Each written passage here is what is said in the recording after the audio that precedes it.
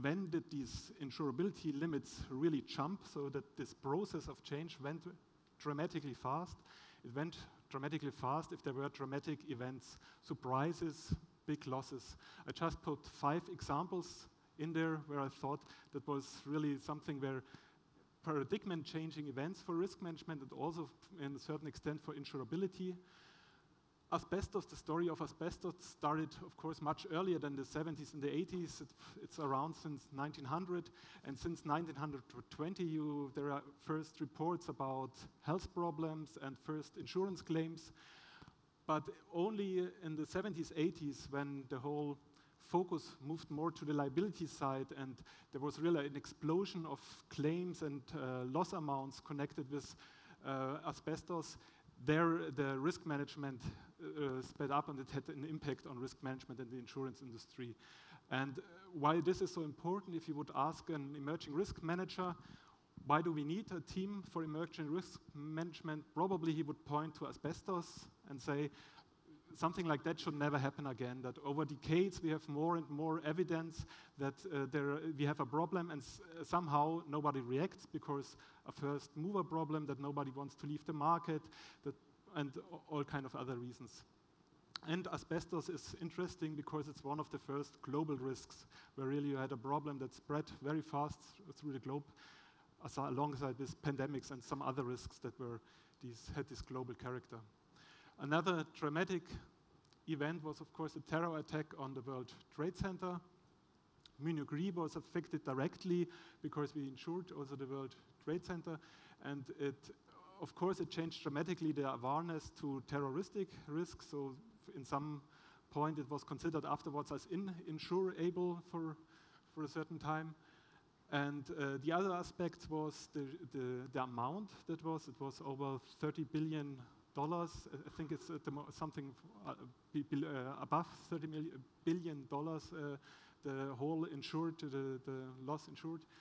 And the other interesting thing or surprising thing was the spreads, that nearly all lines of business were affected. For example, a third of this large sum came from business interruption.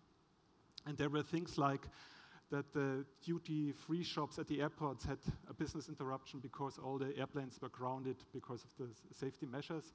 And so you could observe all these cascades of events that finally led to the loss. And if you look at Hurricane Katrina, there was also a cascade. There was the hurricane, then the dam broke, and then New Orleans was flooded. And the flooding was the thing that really made it also to the most, I think it's still the most expensive natural catastrophe for Munich Re. And only this very small domino effect of events was enough that it came as a surprise for us. We had a lot of hurricane scenarios, Atlantic hurricane scenarios, a lot of models run, but the concentration still was very much on the direct consequences. The moment you move to more indirect consequences, the discussion becomes very speculative, and it's also harder to operationalize these risks. And Katrina was one of the points where you realized, okay, it's not enough just to look at the buildings that are affected by the hurricane, but really think about how things are connected. And also mentioned today various times the financial crisis that started 2007, 2008. For me personally, it was a dramatic event because I worked at a bank at risk management at that time, but also for the whole industry, of course, it changed our perception of model assumption, of risk culture, of many, many different things. And you had also this interconnected view suddenly that you have this local real estate bubble, and through a lot of factors, it led at the end to a global recession, what it was. And in the point of insurability, of course, many things, I think, in the Solvency II framework were reshaped or newly shaped with the experience you gained in the financial crisis, looking into the direction of systemic risk and other factors. And a last example, the Thailand floods.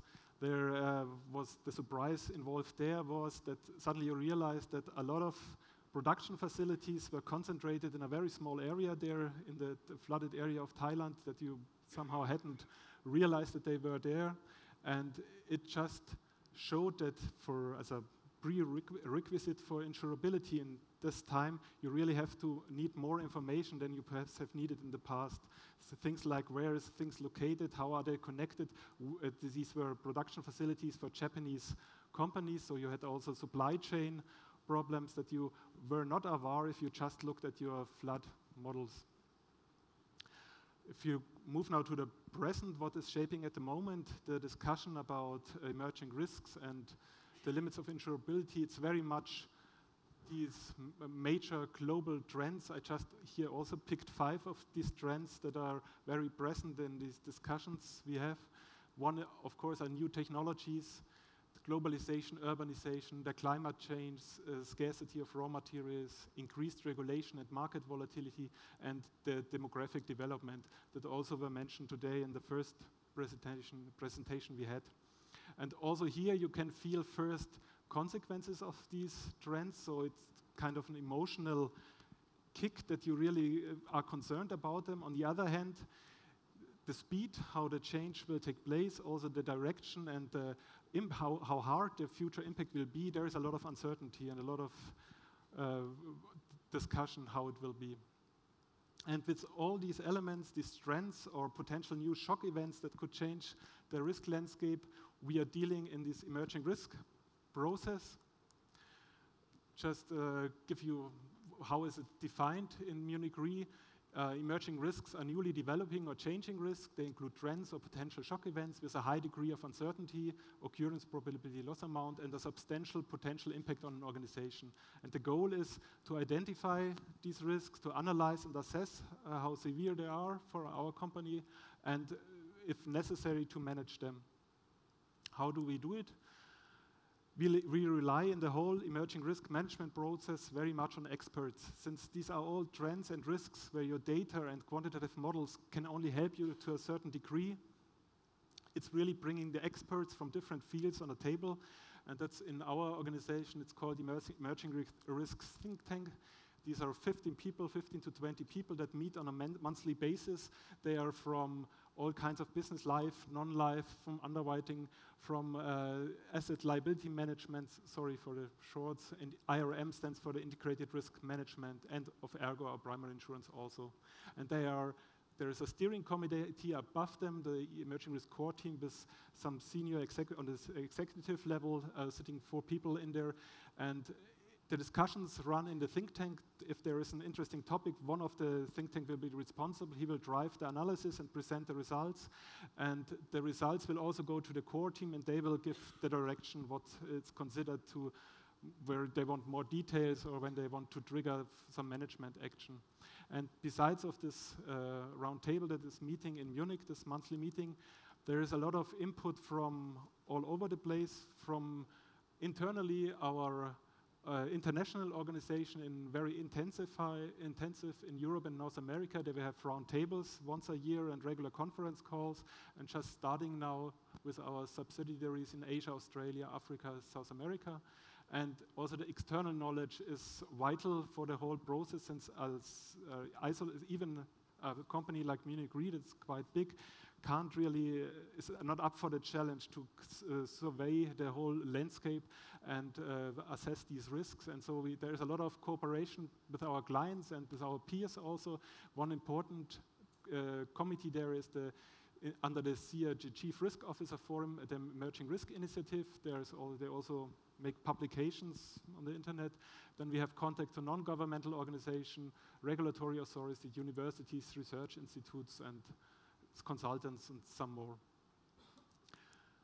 And just give you a flavor, I just put on the slide topics that were discussed in this emerging risk think tank during the last time. So a very dominant topic was during the last 2 years, I would say, and still is, the topic cyber risks, with all different aspects of it, from dependency on IT infrastructure, cyber liabilities, viruses, cloud computing. When a cloud provider would fail, what would it have for implications?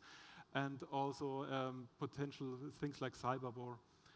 And other topics, I will not run through the whole list, but things where we discuss intensively are, for example, technology at the limits of controllability, that if things become bigger, larger, faster, or deeper in the kind of, for example, for oil drilling, will this change the pattern of losses we see? Is this just also more, or are you in a totally different world if a super ship that is twice as large as all the ships before would ground, that your cost is not just twice, but 10 times the costs you had in the past? Other topics are, for example, food security, safety, hydrofracking, social unrest, and so on. And the question is then, what will come out of all the process at the end? If you follow it along the identification, analyze, management process at the different stages, the risks that are tackled there become less and less. Along the process, you realize, okay, it's not a problem, then you stop analyzing it. And so on the identification level, it's really to getting an overview over the landscape. There we have an emerging risk radar. On the analyze side, there is for every risk a fact sheet that is internally available, but also topic papers that are externally available. And if it's really a serious risk, we build a scenario, and that's really cost a lot of time and resources, because there you need the support of the underwriting who give you a feeling exactly how much are we, how big is the impact on us. And on the management level, it's new guidelines, controls, model adjustments, and the aspect of new services or products. And there is a reporting line that informs the management. So overall, we are quite happy with the setup. It's not so easy to establish something like that in a very large organization and also get the buy-in from the management, since it's something where you normally not earn directly money, only then with very indirectly through this knowledge you gain there. But we are still continuously working on the process to make it more efficient, more effective. And one of the topics we are working here is the human factor. So